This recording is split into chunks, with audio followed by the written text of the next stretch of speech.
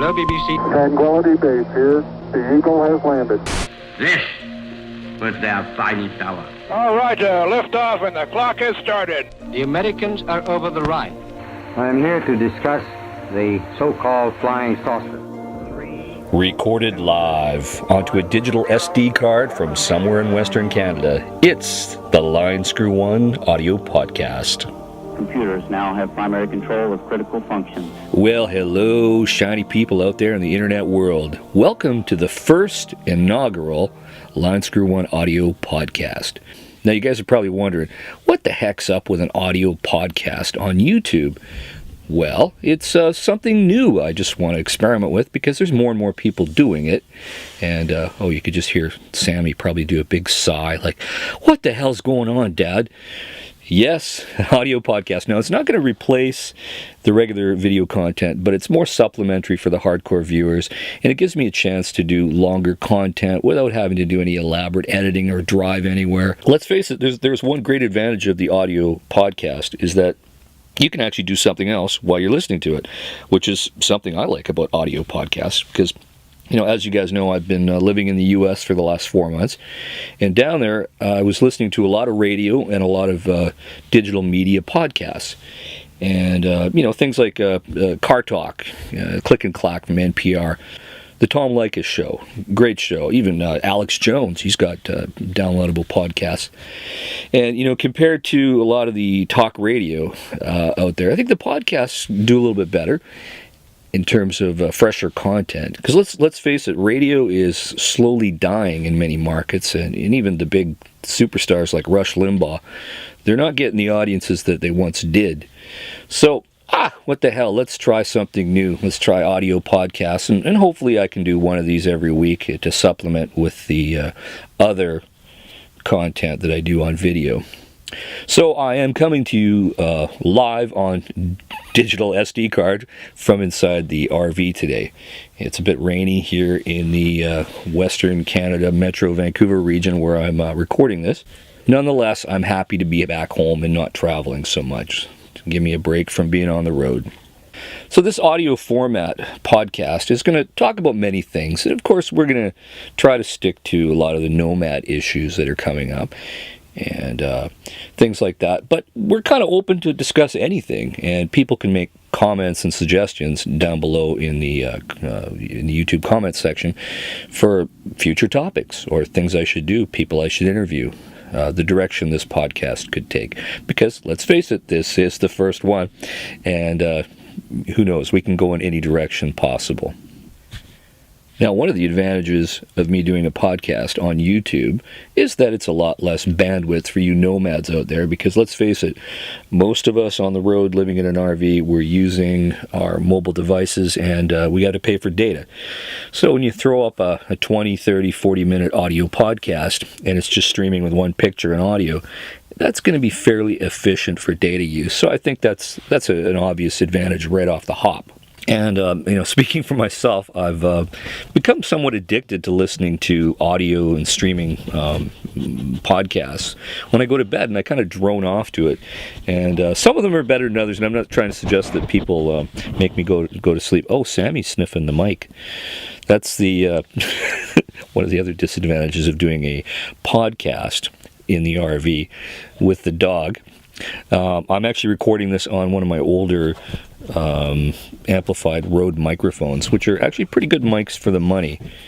And there we go. I'm gonna have to create a oh, she's drinking water now. She's doing everything to make the audio podcast sound a little less professional and more recorded inside of an RV. But I guess I could convert the bathroom into a little studio and close the door. Put some insulating sound foam barriers on the doors. Are you finished drinking there, Sam, or should I take the water away? Yes. Life with a large canine predator. Well, I guess that's part of the fun and the spontaneity of doing a audio podcast, because I'm not going to necessarily take out all the bad outtakes. I'll just kind of roll with any of the silliness that happens. Another wonderful advantage of doing this podcast is you're obviously going to get a bigger glimpse into what I'm doing with my life, and issues that are coming up, places I'm about to go to, and things of that nature. So as I'm talking to you, I'm enjoying a Coors Banquet beer, and thinking ahead of all the things I need to do and accomplish before I can get back on the road and go further away. I've got a lot of personal affairs to take care of in the next 8 to 10 weeks, and the game plan is to get a car dolly for my third car, my Mazda 3 that I just bought a few months back, and sell the Mustang convertible because it makes sense to sell a convertible in spring, you know, in terms of getting a better dollar for it, and doing my taxes, clearing out my storage locker, which I'm paying for, selling my guitar collection and other things like that, tucking a few other items into a safety deposit box, and hitting the road in May to head up to the Yukon and Alaska for the entire summer. And, I'm actually kind of even interested in doing some sort of touristy work over the tourist season, which is quite short up there, as we know. And in September, heading back down here, and then, of course, back down to Arizona, California, Palm Desert, and do the RTR again, I guess. So that is the game plan as it is right now. Now, all these things I have to do, it almost feels like work to me, because, as you guys know, I've been retired since September, and it's a weird feeling to have these tasks to deal with, which almost feels like work, but they must be done, and it's just going to allow me, more flexibility, and not have to worry about other things, because even right now, having 3 vehicles, including the RV, it's a bit of a pain in the ass. And what's stopping me from selling the Mustang convertible is the dirt bag that broke in through the side window, and I'm still waiting for the part for that to replace the glass. And once I can do that, I can obviously sell the vehicle. The game plan is to essentially follow the sun in the RV. So as the sun goes north in the summer, to the land of the midnight sun, I kind of want to just be there. And when the sun starts dropping in the horizon, I want to start moving south. And, kind of do like the surfers do, and, chase that eternal sunset. I don't know, I could do this for a few years, because I'm starting to really dig it. And life on the road takes on a certain rhythm, and it becomes just like regular life. You still have to go grocery shopping, you still have to do laundry, you still have to attend to maintenance matters, and things come up. You still got to walk the dog, you still got to have to shower, almost every day, except when you're trying to save water, when you're camping out in quartzsite. But it becomes just life. So, maybe we'll talk about that today. And there's a lot of ideas that people that aren't full-time, they have a romantic concept of what it's like to live full-time in the RV and travel around. Is it fun? Absolutely. Is it filled with all the same romance that you expect? No, not at all.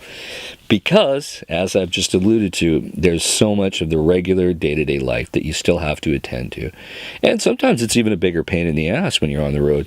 Because when you're in quartzsite out in the desert, you got to drive into town and deal with limited shopping arrangements and higher prices. And, when you're in a bigger city like Vancouver, where I'm at, you're close to stores, you're close to your favorite restaurants. Everything is so convenient. So many companies will even just drop off your groceries if you order it, and the prices are reasonable. And you've got all the modern advantages of living in a big city. So when you're on the road and you're in the middle of nowhere, you don't have that. And there's always more inconveniences, and especially if you have a breakdown, you don't know who the best, most honest mechanic is in town necessarily. But when you're at home, you know who you can trust. When you're at home, you know who your lawyer is, you know who your dentist is, you know who your go-to mechanic is, and you know where the cheapest RV supplies are available at, and things like that. So, so you always have to think about that when you're going into life full time. It's not always sunshine and lollipops. it's life, folks. Because let's face it, you're still living your life. And you still got to do all the things you got to do. You still got to wipe your bum after you take a poop. You know, not to be so blunt, but it's funny how some people, when they think about going full time and then they try it, a few of them just give up after a year, and I can't blame them because it's not always something that you want to do. Long term. Sometimes going full time, it's like you're polishing a turd and you can only get it so shiny. So. You get it as shiny as you can and you say, is that it? And that's it, folks. And you got to just accept it and roll with it because that's what life's about. And there's no shame in trying something and saying it's not for you. It happens a lot more even in the sailing industry, where people buy an expensive sailboat and they get into a rough storm in the middle of nowhere in some godforsaken ocean, and then they realize that sailing is not for me. And I think the same sentiments go for full-time RVing.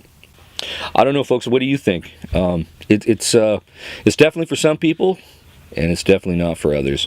And as we age, especially when we get more medical concerns and we want to be closer to our specialists and diagnostic equipment and all the people we need to keep our lives healthy, it's more and more of a challenge. So I say do it while you can.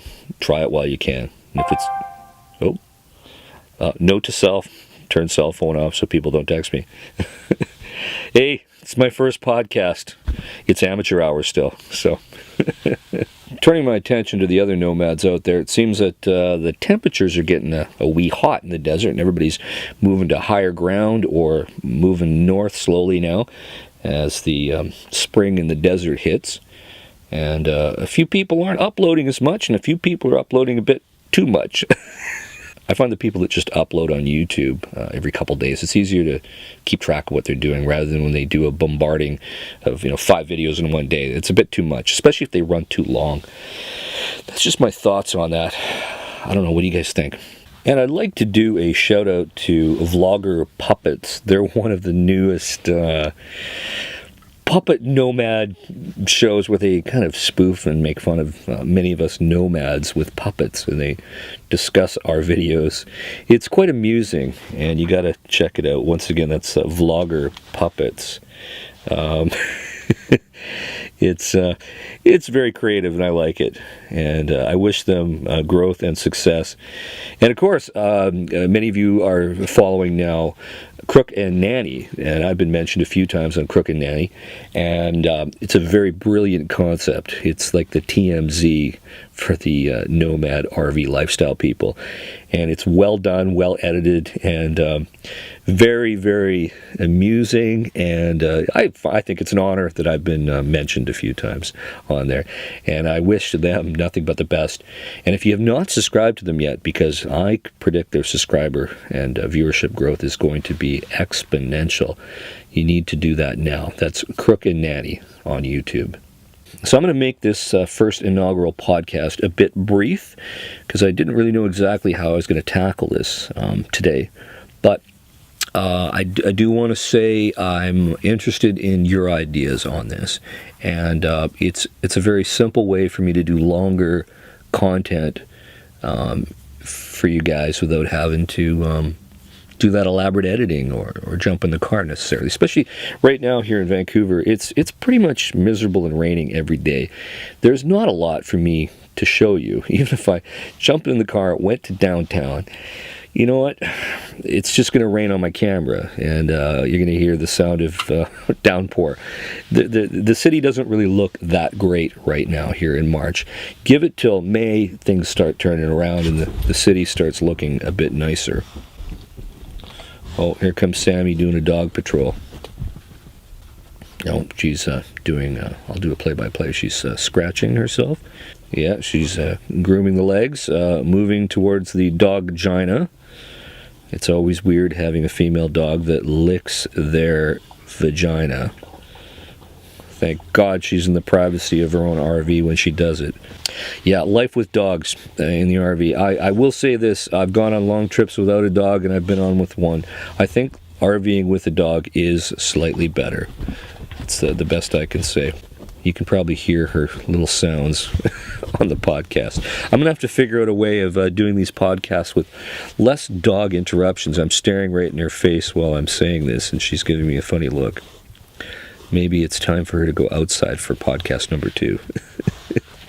So we're going to make this first number 1 podcast here a bit short, because I didn't know how I was going to tackle it. So, like I said, open to your suggestions, your ideas, and I'm going to leave it at that.